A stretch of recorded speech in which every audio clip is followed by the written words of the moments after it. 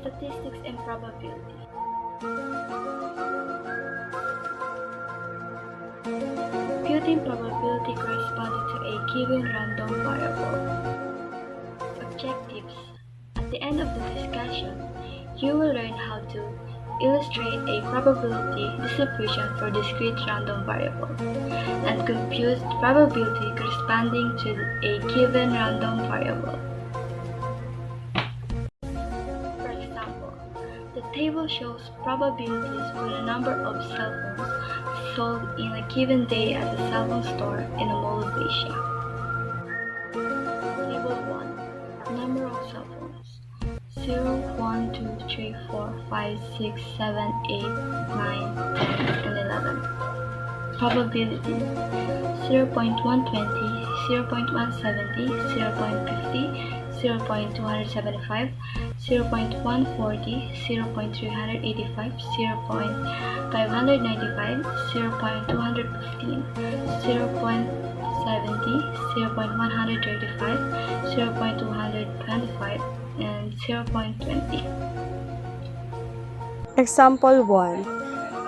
A. Find the probability of x less than 4 is equals to the probability of 0 plus the probability of 1 plus the probability of 2 plus the probability of 3 is equals to 0.120 plus 0.170 plus 0.050 plus 0.275 is equals to 0.615. B. Find the probability of x more than 7 is equals to the probability of 8 plus the probability of 9 plus the probability of 10 plus the probability of 11 is equals to 0.070 plus 0.135 plus 0.225 plus 0.20 is equals to 0.045. C.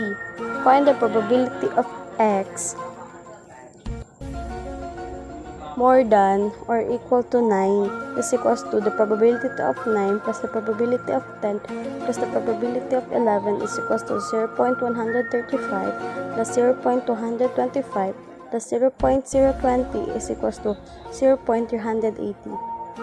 And D. Find the probability of x less than or equal to 3 is equals to the probability of 0 plus the probability of 1 plus the probability of 2 plus the probability of 3 is equals to 0.120 plus 0.170 plus 0.050 plus 0.275 is equals to 0.615. Mean and variance of a discrete random variable.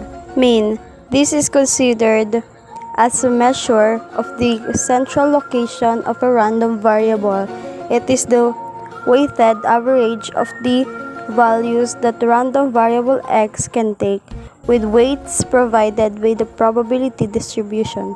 Expected value or mean value. It can be computed by first multiplying each possible x value by the probability of observing that value and then adding the resulting quantity. Symbolically, the summation of x times p of x. Variance. Variance is the expected value of the squared variation of a random variable for its mean value. In probability and statistics, informally, variance estimates how far a set of number random are spread out from their mean value. Variance of a discrete random variable x is equals to the variance of a discrete random variable x is equals to the summation of x minus mean of a discrete random variable x squared times p of x. Standard deviation.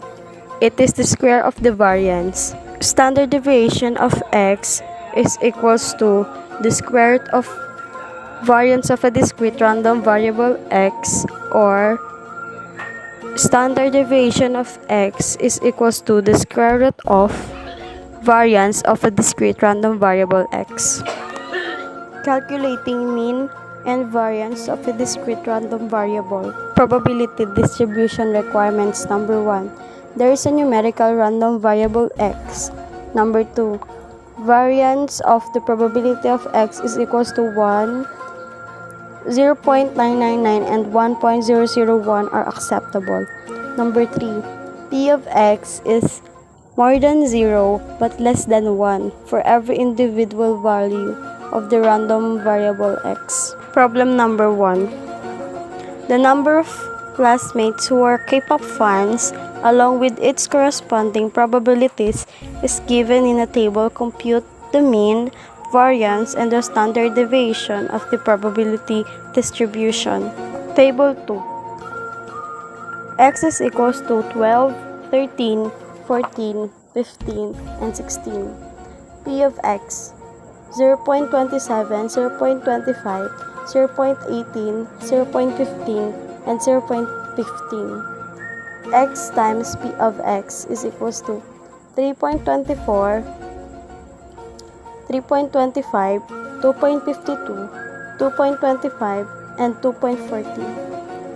X minus mu squared is equals to 2.7556, 0.4056, 0.1156, 1.7956, and 5.4756. X minus mu squared times P of x is equals to 0.7440, 0.1089, 0.0208, 0.2698, and 0.8213. The summation of x times P of x is equals to 13.66. The summation of x minus mu squared times P of x is equals to 1.964. The square root of the summation of x minus mu squared times P of x is equals to 1.401.